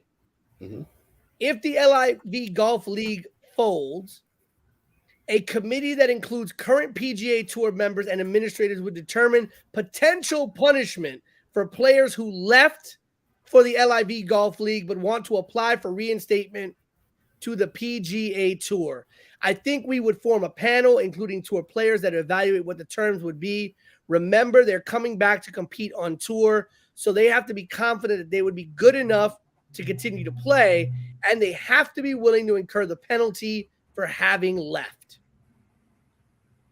Sources have told ESPN that the punishment would probably be considered on a case-by-case basis, and the 11 LIV golf players who sued the PGA Tour in federal court might get stiffer penalties than those who didn't, and players who actively recruited PGA Tour members could also be hit hard. So it's like, hey, we're gonna merge. Y'all can do. We're all under one umbrella now. And by the way, if you want to come play on the PGA Tour, we're still gonna spank you on the back because we're still gonna spank you on the behind because you went and got your bread. That's stupid, bro. That's so dumb. Like, welcome to golf, ladies and gentlemen. Welcome to golf. This is literally the most we will ever talk about golf because this is bullshit, bro. This is the most golf can get. Right. This is golfing at its damn finest, bro. And it's so off the field. It's so just it doesn't. It's like imagine an NBA player leaving the NBA to go play in the 3-on-3 league. And then getting fined to come back because, oh, well, you left us. No, I was a free agent. Right. Or, well, I left the NBA because I wasn't getting signed anywhere. I got signed to play 3-on-3 over the summer. I'm getting mid-level money to play 3-on-3 over the summer. And you don't see this for players going to China, going to the Euro League, right? If an NBA player goes to China to go play for the China League and then comes back because they started doing well in the China League, what does the NBA do? Yo, we'll sign you to a contract. We want to bring you back. Right. We'll bring you back. Just, we'll work on the money under the table so you get bought out by the other team. But, like, it's just so stupid. It's asinine. Like, it's how, bro? But I'm sure more news will come out. And me and you will probably discuss this in the middle of the week at some point because I'm sure there's going to be more stuff coming up.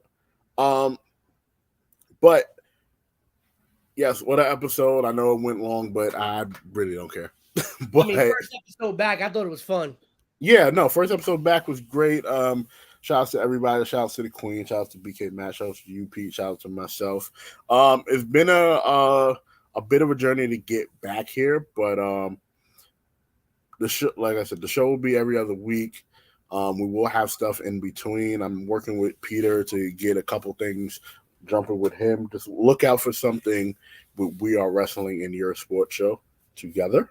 We'll have an announcement about the return, by the way. We got an announcement coming up soon about the return. Yes. Maybe we can coincide that announcement with the show you're about to be handed. Yeah, let's do that. So, and then but shout outs to of course the network, Job Test Network, Job Test Podcast, Zone Talk, 2.5 Bros. Zone Talk and 2.5 Bros, which will both be back soon. Shout out to the Job Cheers podcast. All over doing everything. Again, shout out to us at the Yerrr Sports Show. You know, we're back. We're better. We're really just getting started. And when I say we have more content coming, we do have more content coming. And if you know anybody who should be a guest, recommend them to our show. If you want to be a guest on the show, come on the show. We're welcoming everything with arms wide open like Creed. So, listen, just let me know. Oh, shout outs to Mr. Joakim Morales. It was his birthday today. Hey! Between shouts to him for, you know, for on my behalf, for him just you know, giving me a chance to have a voice in something I never thought I would have a voice in. And I appreciate that. And it's also helped me because I have to shout out to you too for also giving me a voice in something I never thought I would have a voice in, and be a part of things I never thought I'd be a part of, being in conversations, being in rooms with people that I could only imagine being in at some point in time. So I want to give my flowers to not just Joakim Morales on his birthday, but flowers to you too as well, Pete. So I appreciate you. Big things for Joakim. I mean, he's done a lot, man. I remember when Battle Club first started, right? Joakim was doing commentary for Battle Club. He was obviously an integral part of it. Carlos and his team were running that. I remember when they started in the Bronx, and what Joakim took, you know, what he inherited and what he got from Carlos, when he was told, hey, you know, take this and run with it. And he's definitely done that. And he's done that in such a great way, right? The way that Battle Club has grown to now not just being one of the premier indie products in New York, but to also have the Fallout Shelter, the school as well, doing big things there. By the way, pay attention to the reconstruction if you peep that one on Twitter. Oh yeah. If you know the doors, if you know, right? Well, man, just took. I was watching. I'm like, damn, I'm about to message him. Like, yo, you know, you took the long way, right? Right. Like, I was about to hit. I was swear I was about to hit him up. Be like, yo, you took the long way. You know that, right? Yeah, but it's good content. But you took the long way. He's done such great things with what he's been doing and what he's been able to do with not only Battle Club Pro, but also the Fallout Shelter and the things that he's looking to do. And you see that influence. You know, I will be the first one to admit that a lot of what I do with We Are Wrestling is very much inspired by what I saw happening with Battle Club Pro and the growth that you see. You know, it's very hard to look at the New York City and the tri-state area independent scene and say, you know what, we're going to go out there and we're going to, you know, for lack of a better term, compete with that. And we're going to build something here. When you're looking at places like House of Glory, when you're looking at the legacy of Jersey All Pro Wrestling, Wrestle Pro, Creator Pro, all these different places. And yet to say, I'm going to do this, and to not only do it, but to do it at a high level and to do it for as long as they've done it. It's really great. Shout out to Joakim, and, you know, a big personal shout out Joakim as well to the rest of our team as well. Yep.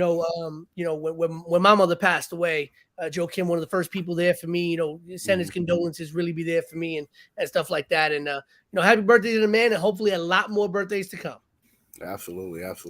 But as I said, a lot more coming from the Yerrr Sports Show. We'll have some episodes of Brooklyn Bullshit. Tavia is going to give us some tea time, whether she like it or not. We have things coming from both Matt and Pete and myself as well. You'll see more social media engagement. And again, if anybody wants to be on, wants to do anything, we're open for everything. Our bookings are open for sure. Shouts to Prolific, who are two of the five of us. Yes, I say five because I became an official member of Prolific during our off season here. But Ruthless Lala and the American Gangster Isaiah Wolf out overseas for CZW. Killing it right now. Killing it during the excursion. They're doing big things. Tyree Taylor has some killing it in the Wrestling Open. Just, you know, we all got some big things coming up. I have a sneaky suspicion that you will hear something about Jobber Slam coming up within a week or so. Just know that Ja South. After this, we're done. We're done after this. No more. It's over. Like, we're done after this. But again, for BK Matt, for the Queen Tay, for the voice of a generation, Pete Rosado, it is your boy, Big Baby. So, wait, hold on. I also meant to shout out Backstage Brawl, but I guess I forgot for a specific reason. Because we have some hate in here. You know what? Shouts to one half of the Backstage Brawl. Wow. Shouts to Grizz. Shouts to E, because E's not a hater. You know. Shouts to the rest of the shop as well. Stan Michaels, True King of R&B, and Mr. Michael Bostic, and but not Randy. Not Randy. Wow. He can go straight to hell. Wow. But it is your boy, Big Baby, signing off. Peace. Joe Kicks MVP. Fuck you, Randy.